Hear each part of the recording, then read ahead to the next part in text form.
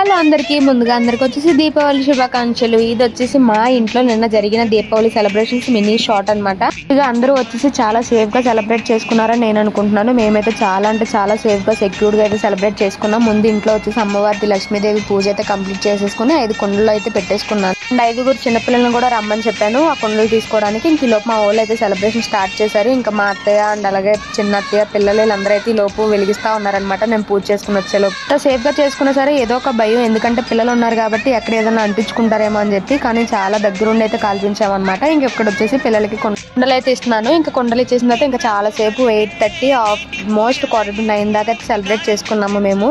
మా చిన్నోడైతే అస్సలు భయపడలేదు, చక్కగా కాల్చాడు. చూడండి వాడి ఫేస్ లో వాడి హ్యాపీనెస్ గా కాలుస్తాను అంటున్నాడు. ఇంకా మా పెద్దోడు చూడండి కొంచెం భయపడ్డాడేమో, కానీ మా చిన్నోడైతే అస్సలు భయపడలేదు. ఇంకా దీపావళి అంటే ఆబ్వియస్ గా అందరికి ఏదో ఒకటి ఉంటానే ఉంటుంది. ఇంకా మా హస్బెండ్ కి ఇక్కడ తాడైతే కొంచెం మీదకి వచ్చింది చేతి మీదకి, సో ఆయిల్ అయితే రాసి